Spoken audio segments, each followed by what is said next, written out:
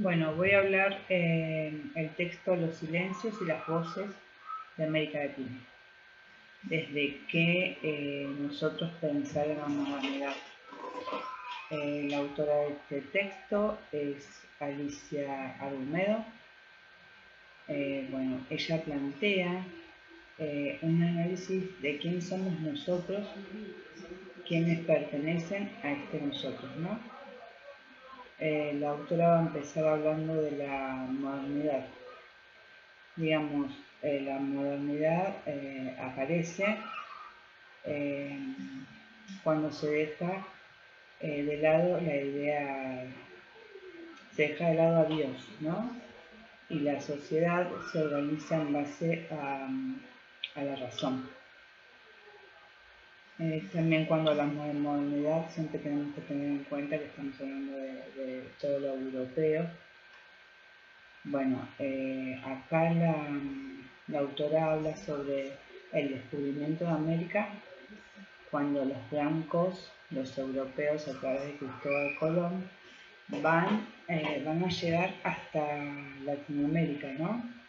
Y aquí es cuando se da el descubrimiento de América.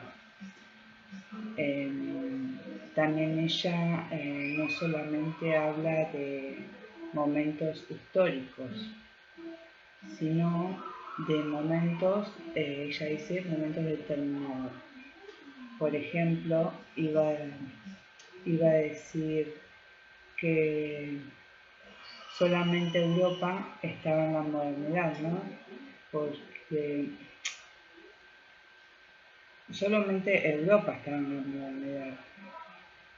En lo que era Latinoamérica y el resto del mundo, absolutamente no.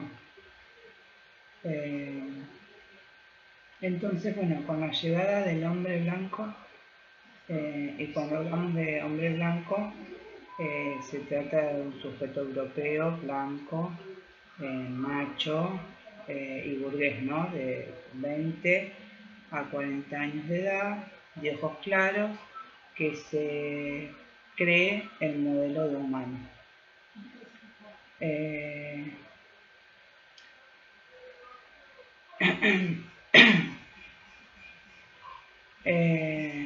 Bueno, entonces con el ingreso, entonces en esta modernidad también se ve que traían a los negros de África y los tomaban como esclavos, ¿no? Iban a África, los secuestraban y se los traían para acá y para tenerlos de esclavos.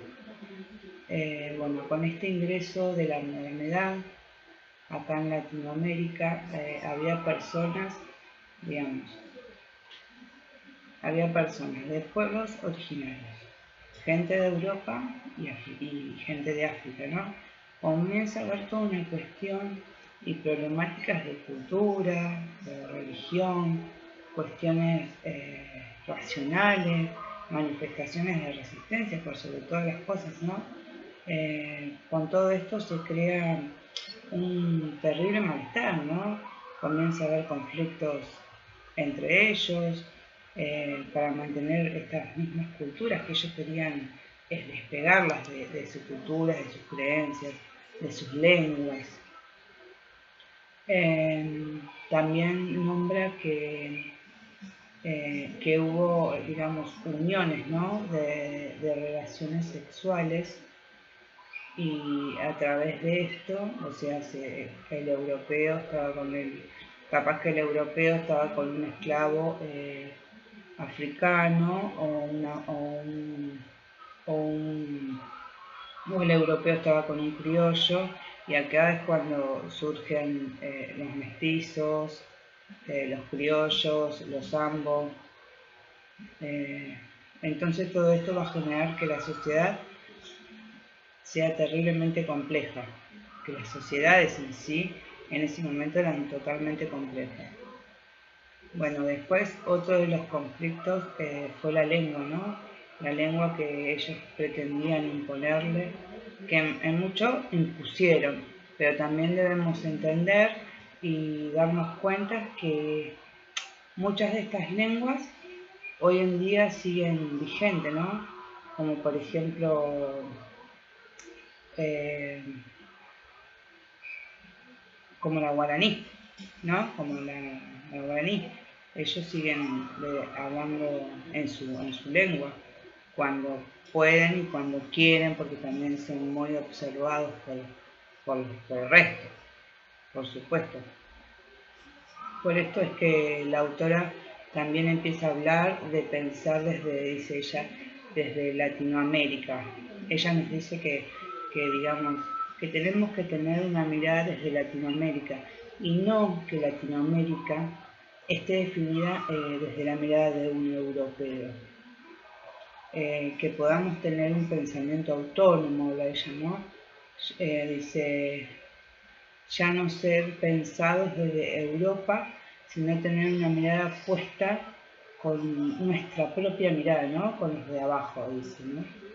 Con los que tuvieron que vivir ese acontecimiento, ¿no? Poder tener otra mirada, que la historia pueda ser contada de otra manera. Otra de las cuestiones, otra de las cuestiones que plantean es cómo éramos definidos, ¿no? Cómo eran definidos en ese tiempo, desde el europeo, por supuesto. Los europeos decían que los pueblos originarios no tenían a Dios, y no tener a Dios era no tener alma, y si no tenías alma eras considerado un animal.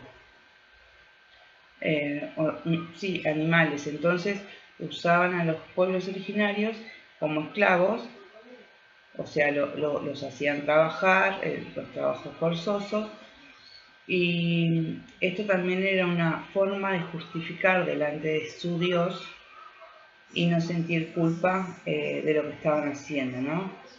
Como los europeos los consideraban animales, que no tenían, como no tenían alma, supuestamente ellos decían que no tenían alma, era lo mismo usar a un hombre de los pueblos originarios como esclavo que a un caballo. Bueno, hasta acá pudimos hacer un recorrido sobre el texto de Argumedo. Ahora voy a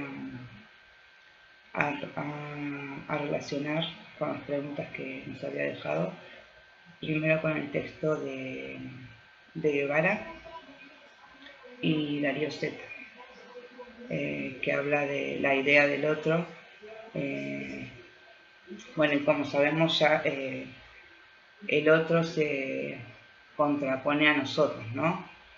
Y bueno, y acá el autor va a plantear que el otro es el distinto, es aquel que difiere a nuestros pensamientos, a nuestras creencias, es aquel que molesta, digamos, que molesta, ¿no? Que es ese que viene a cambiar el orden que uno ya tiene establecido. Bueno, y acá se puede vincular en cuanto a los europeos, los veían a los americanos como los otros, porque el americano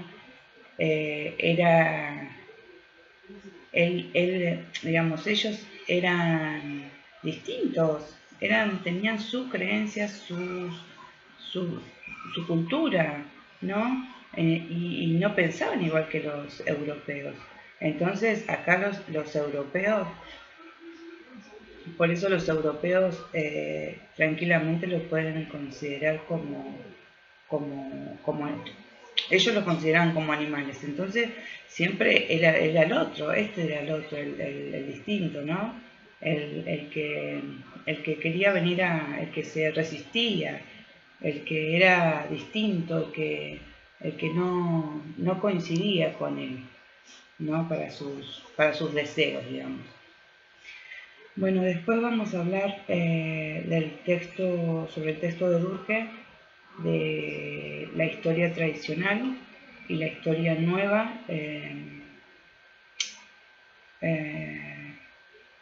Acá lo que el autor propone es que la historia tradicional se basa en personajes importantes, ¿no? Digamos, esta historia tradicional son narraciones históricas donde mayormente hay gente importante, digamos, hay héroes, próceres, o sea, la historia tradicional siempre cuenta la historia del que triunfó, ¿no? Que para nada va a contar la historia del vencido, no, al contrario, ellos cuentan la historia de los vencedores. En cambio, la historia nueva está centrada en la gente común, digamos, o sea, poder escuchar otras voces, como por ejemplo en este texto de Alicia Argumedo que trabajamos, que expresa una nueva mirada, ¿no?, contra la hegemonía que plantea la historia tradicional. Con esta nueva mirada podemos modificar la manera de abordar nuestras realidades y la historia de nuestros antepasados también, saliendo, digamos, de esa mirada del conquistador. Siempre se cuenta acá como que Argumedo pudo mostrar otras miradas, cómo se pudieron resistir, ¿no? Y no siempre contar lo bueno que hicieron y solo del que venció. Después, en cuanto a la idea de racismo, podemos entender que los europeos, digamos, clasificaban lo que se consideraba humano y no humano, ¿no? Lo que era superior y lo que era inferior. En la línea de lo superior estaban ellos, los europeos, considerados como humanos, y en la línea de lo inferior estarían los latinoamericanos, que eran considerados no humanos. Dice que para que haya racismo tiene que haber una institución que lo avale, ¿no? Y acá podemos decir que la institución eran los blancos, que eran los que tenían el mayor poder. Bueno, hasta acá mi video, espero que esté bien. Saludos.